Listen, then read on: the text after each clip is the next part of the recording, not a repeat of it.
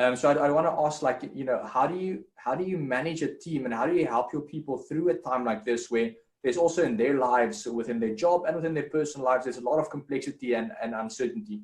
Don, I'll put this one to you first.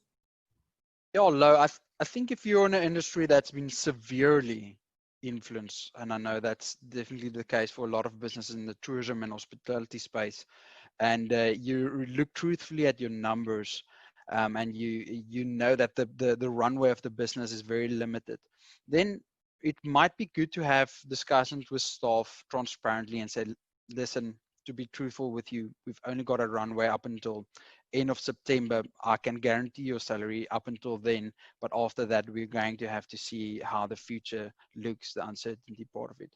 It's difficult discussions for business in those scenarios, but at least it helps your employees to now not live in fear.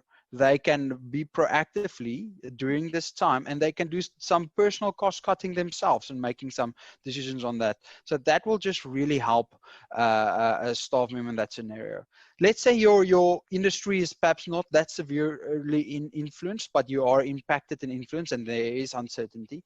I like the two books that comes to mind is the one from Dale Carnegie, How to Stop Stressing and Start Living, and the other one is The 7 Habits of Highly Effective People, where they mention and focus a lot, focus on what you can control. And there's so much uncertainty that you can't control. But what you can control as an employer is having discussions with your employees saying, from a leadership point of view, cool guys, this is what happened with our business. This is where we've lost a key client or so. And then be transparent with them. This is what we're doing about it. This is some of the cost cutting measures that we are implementing from that.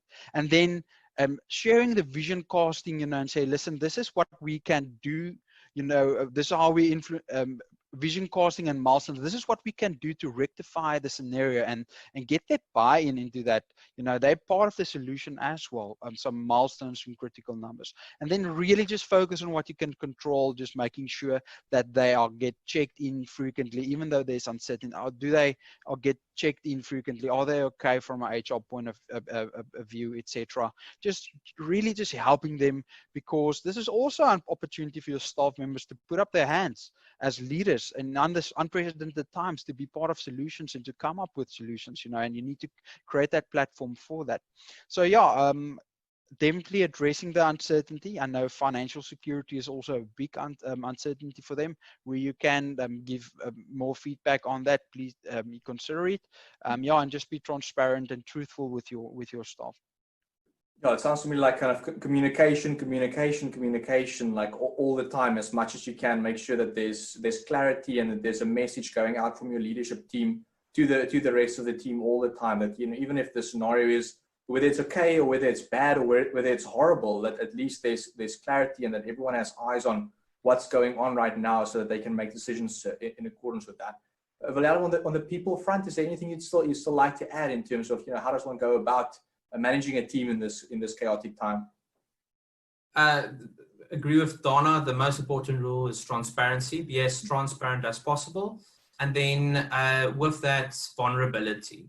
We're all human, and putting yourself out there and showing a little bit of your heart, showing that this is also emotionally affecting you. I'm thinking of the well-distributed call that the CEO of Edcon had with his suppliers, informing them he can't pay them, whereby he, on this corporate call, started crying. It just showed that there's vulnerability behind it, and this is emotional for everyone. So make sure you're reaching out to your employees. I regularly just pick up the phone and call someone. How's it going? No work, no issue, nothing. Just how's it going? How's your dog? How's your children? How's life? Are you keeping safe? Are you keeping warm? Anything we can do from a company, any issues. And that just really keeps the ball rolling. People feel loved, people feel cared for, and still part of a team. Because as soon, the big danger with people sitting on their own, they feel isolated and feel like, well, I'm all alone, so I can just work alone, or I need to do everything by myself. And they feel that, and they very quickly start getting overwhelmed. Whereas, don't forget, you're still part of a team.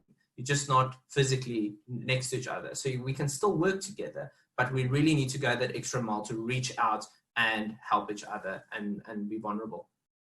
Sure.